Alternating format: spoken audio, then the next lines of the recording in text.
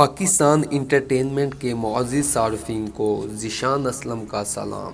دوستو، پاکستان کو اللہ تعالیٰ نے بے شمار نعمتوں سے نوازا ہے۔ پاکستان جس خطے میں واقع ہے یہ کئی پرانی اور نئی تہذیبوں کا گھر رہا ہے۔ اس کی خوبصورت اور قدرتی وسائل سے مالا مال ہونے کے ساتھ ساتھ اس کی تاریخ بھی نہایت اہم ہے، جس کی زندہ مثال پاکستان کے طول و عرض میں پھیلے بلند و بالا قلعے ہیں، جو نہ صرف ہماری تاریخ کا حصہ پیش کرتے ہیں بلکہ فخریہ انداز سے اپنے بنانے والوں کی عکاسی بھی کرتے ہیں۔ آئیے ان میں سے مشہور قلعوں کا جائزہ لیتے ہیں۔ جائزہ لینے سے پہلے مہربانی فرما کر ہمارا channel Pakistan entertainment Zeeshan Aslam subscribe کریں اور بیل کے بٹن کو دبا دیں۔ یوں تو پاکستان میں کئی مشہور قلعے ہیں، لیکن نمبر 1 پر شاہی قلعہ لاہور۔ شاہی قلعہ لاہور کے حصے جو شان و شوکت آئی وہ کسی اور کے حصے نہ آئی۔ شہنشاہ اکبر کے دور میں بنایا گیا یہ قلعہ آج بھی لاہور کے شمالی کونے میں اپنی آن اور شان کے ساتھ موجود ہے۔ جب محمود غزنوی نے اس علاقے کو فتح کیا تب اس جگہ مٹی کا قلعہ تھا، جسے بعد میں بادشاہ اکبر نے گرا کر ایک جدید طرز کا شاندار قلعہ تعمیر کیا۔ بادشاہ اکبر کے بعد جو بھی بادشاہ آئے انہوں نے قلعے کے رقبے میں اضافہ ہی کیا۔ شہنشاہ جہانگیر نے باغات کو توسیع دی اور محل بنوائے۔ شاہ جہاں نے دیوان خاص اور موتی مسجد کا اضافہ کیا، جبکہ اورنگزیب نے قلعے کا مرکزی دروازہ بنوایا، جو آج بھی اپنی کاریگری کی نمائش کر رہا ہے۔ قلعے کے اندر شیش محل، میوزیم، بارہ موتی مسجد، فوارے اور بہت سی قدیم خوبصورت جگہ ہیں، جہاں صبح سے شام تک عوام کا رش لگا رہتا ہے۔ یہ قلعہ مغل، انگریز اور سکھ تینوں ادوار کا حامی ہے۔ قلعہ بالا حصار پشاور۔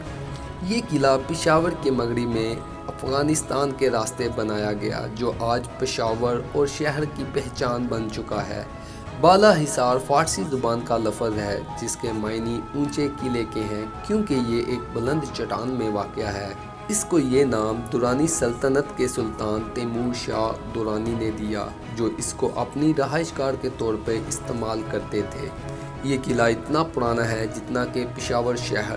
قلعے کی زمین سے مجموعی بلندی 92 فٹ ہے۔ اس کی دیواریں پختہ سرخ اینٹوں سے تیار کی گئی ہیں۔ 2 دیواروں والے اس قلعے کا کل رقبہ 15.25 ایکڑ ہے، جبکہ اس کا اندرونی رقبہ 10 ایکڑ بنتا ہے۔ اس قلعے کو کئی بار تعمیر کیا گیا۔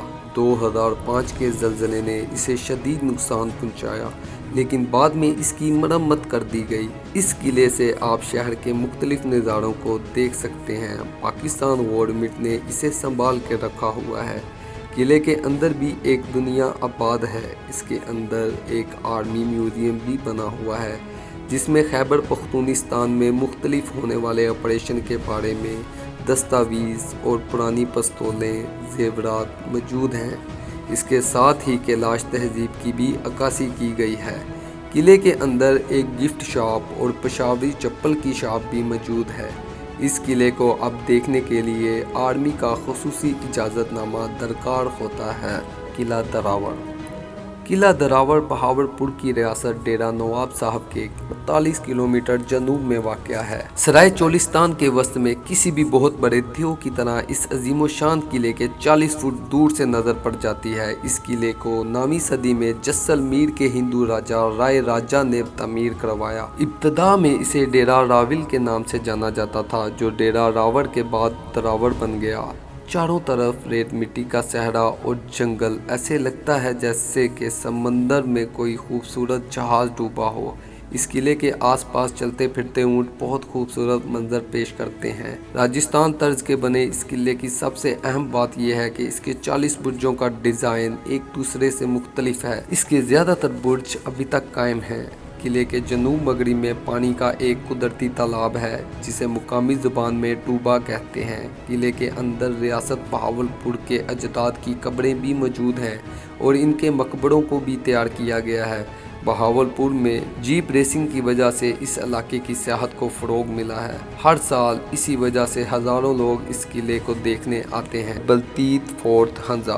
گلستان کی وادی ہنزا میں کریم آباد کے گاؤں بلتی فورٹ پریوں کی کہانیوں میں موجود محل کا منظر پیش کرتا ہے۔ پہاڑ کے اوپر واقع یہ قلعہ تقریباً 650 سال پہلے بنایا گیا تھا، جسے وقت کے ساتھ ساتھ مرمت کیا جاتا رہا۔ 16ویں صدی میں یہاں کے شہزادے نے جب گلگتستان کی شہزادی سے شادی کی تو وہاں سے کاریگروں کو بھی اپنے ساتھ لائے، جنہوں نے اسے اس مہارت سے بنایا کہ آج بھی قائم و دائم ہے۔ 1945 میں میر حمزہ نے اس قلعے کو چھوڑ کر پہاڑ سے نیچے ایک اور قلعہ بنایا اور وہاں منتقل ہو گیا، جبکہ بعد میں قلعے کی حالت خراب ہونا شروع ہو گئی اور اس کے ختم ہونے کے خدشات بڑھ گئے، لیکن پاکستان میں اپنی بقا کی خاطر اس قلعے کو عجائب گھر میں تبدیل کر دیا، جس کی وجہ سے بہت دور دور سے لوگ اب اسے دیکھنے کے لیے آتے ہیں۔ قلعہ اٹک مغل بادشاہ جلال الدین اکبر کا تعمیر کروایا گیا یہ قلعہ اٹک دریائے سندھ کے کنارے واقع ہے۔ مغل بادشاہ جلال الدین اکبر کا تعمیر کروایا گیا یہ قلعہ اٹک دریائے سندھ کے کنارے واقع ہے۔ 1812 میں سکھوں نے مغلوں کو ہرا کر اس پر قبضہ کر لیا۔ 1842 تک یہ قلعہ سکھوں کے پاس رہا، جبکہ بعد میں 1947 تک یہ انگریز سرکار کے زیر استعمال رہا۔ برطانیہ کا وزیر اعظم ایتھونی ایڈن 1901 میں اس قلعے میں ایک فوجی گھر میں پیدا ہوا۔ اس قلعے میں بہت خوبصورت دروازے لگائے گئے ہیں، لمبی اور مضبوط دیواریں بنائی گئی ہیں، زیر زمین میں سرنگیں بھی بنائی گئی ہیں۔ قلعہ رانی کوٹ دنیا کا سب سے بڑا قلعہ رانی کوٹ، جسے عظیم دیوار سندھ بھی کہا جاتا ہے، ضلع جام شورا کے علاقے سے 30 کلومیٹر مغرب میں موجود تھر کے علاقے میں بنایا گیا۔ چونے کے پتھر کی دیوار سے بنے اس قلعے کے 4 دروازے ہیں۔ قلعہ رانی کوٹ کی بنیاد کب اور کس نے رکھی، یہ بات اب تک راز ہے، لیکن محکمہ کھدائی کرنے والوں کی ٹیم نے یہ دعویٰ کیا ہے یہ قلعہ 2000 سال پہلے تعمیر کیا گیا تھا۔ مگر حیرانی کی بات یہ ہے اس قلعے کا ذکر تاریخ میں صرف اس وقت ملتا ہے جب میر پور خاص کے میر شیخ محمد نے اس قلعے کی 18ویں صدی میں مرمت کروائی۔ 10 میٹر تک بلند اس قلعے کی دیواریں چونے کے پتھر سے بنائی گئی تھیں۔ قلعہ روہتاس جہلم ضلع جہلم کی تحصیل دینا میں واقع شیر شاہ سوری کا تعمیر کردہ قلعہ روہتاس 948 میں مکمل ہوا۔ شیر شاہ سوری نے یہ قلعہ گکھڑوں کی سرگرمیوں کے لیے تعمیر کروایا۔ گکھڑ مغلوں کو امداد دیتے تھے، جو شیر شاہ سوری کو بالکل قبول نہیں تھا۔ جب یہ قلعہ کسی حد تک مکمل ہو گیا تو شیر شاہ سوری نے کہا، آج میں نے گکھڑوں کی پیٹھ میں چھرا گھونپ دیا۔ اس قلعے کی تعمیر چھوٹی اینٹوں کی بجائے بڑے پتھروں سے کی گئی۔ ان بڑے بڑے پتھروں کو بلندیوں پہ نصب دیکھ کر عقل دنگ رہ جاتی ہے۔ ایک روایات کے مطابق قلعہ کی تعمیر میں مزدوروں کے علاوہ بزرگان دین نے بھی اپنی جسمانی اور روحانی خدمات پیش کی۔ ان روایات کو اسی لیے مانا جا سکتا ہے کیونکہ قلعے کے ہر دروازے پہ کسی نہ کسی کا مقبرہ مل جاتا ہے، جبکہ قلعے کے اندر بھی بزرگوں کی قبر جگہ جگہ پھیلی ہوئی ہے۔ قلعے کے 12 دروازے ہیں جن کی تعمیر جنگی حکمت عملی کو مد نظر رکھ کر کی گئی۔ اس قلعے پر 68 برج، 84 برجیاں، 6881 کنگرے اور 8556 سیڑھیاں ہیں، جو کہ فن تعمیر کا نادر نمونہ ہے۔ یہ نہ صرف خوبصورت بلکہ یہ قلعے کے مضبوط ترین دفاعی اسحار پر بھی اہم کردار ادا کرتے ہیں۔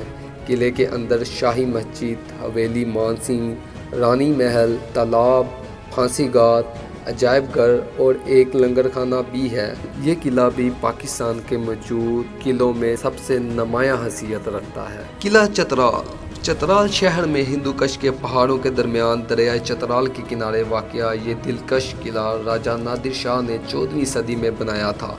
1970 میں ریاست چترال پاکستان میں ضم ہونے کے بعد اس قلعے کو ریاست چترال کے آخری حکمران کی وراثت میں دے دیا گیا۔ قلعہ کے اندر شاہی دربار، رہائشی کمرے، مہمان خانہ اور مسجد واقع ہے، لیکن اس کا مرکزی حسن باڑہ دری ہے جو کہ مکمل سنگ مرمر سے بنائی گئی ہے۔ اس دور کی چترال کی اشیاء اور بادشاہوں کی تصویریں سنبھال کر رکھی گئی ہیں۔ اس قلعے کی ایک خوبی یہ بھی ہے یہاں آپ ہندو کش کی بلند ترین چوٹی کا بھی نظارہ کر سکتے ہیں۔ قلعہ رام کوٹ میر پور آزاد کشمیر اور پنجاب کی سرحد پر منگلا ڈیم واقع ہے، جس کی خوبصورتی سے منگلا جھیل نے ایک گمنام قلعے کو گھیرے میں لے رکھا ہے۔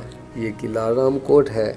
یہ ایک اونچی پہاڑی پہ قائم ہے جو تینوں اطراف سے پانی میں گھرا ہوا ہے۔ اس قلعے تک آپ کو پہنچنے کے لیے منگلا ڈیم سے کشتی پر سوار ہونا پڑتا ہے۔ ماضی میں اس خطے کے نقشے کی وجہ سے کافی فائدہ ہوا ہوگا دفاعی لحاظ سے، لیکن یہ احتیاط ہی اس قلعے کی تنہائی کا سبب بن گئی۔ اس قلعے میں سیاحوں کا رش نہ ہونے کے برابر ہے۔ لال قلعہ مظفر آباد۔ آزاد کشمیر کے دارالحکومت مظفر آباد میں دریائے نیلم کے کنارے واقع لال قلعہ کشمیر کے حکمران چک خاندان نے مغلوں کے حملے سے بچاؤ کی غرض سے 1549 میں شروع کروایا، لیکن اس کی تکمیل مظفر آباد کے شہر کے بانی سلطان مظفر خان کے دور حکومت میں 1644 میں ہوئی۔ بعد میں قلعے میں توسیع کروائی گئی۔ لال قلعے میں کئی قید خانے بھی ہیں جو متحد کال کوٹریوں پر مشتمل ہیں۔ قلعے میں کئی زیر زمین کمرے بھی تھے جن کے بارے میں چند مقامی لوگ ہی جانتے تھے۔ یہ قلعہ اب انتظامیہ کی توجہ نہ ہونے کی وجہ سے دھیرے دھیرے ختم ہو رہا ہے، جبکہ 2005 کے زلزلے نے بھی اسے کافی نقصان پہنچایا۔ یہاں سیاحت نہ ہونے کے برابر ہے۔ اگر اس پر توجہ نہ دی گئی تو چند سالوں تک یہ زمین بوس ہو جائے گا۔ دوستو، اگر آپ کو ہماری ویڈیو اچھی لگی تو اس کو شیئر کریں، اس سے ہماری حوصلہ افزائی ہوگی۔ شکریہ۔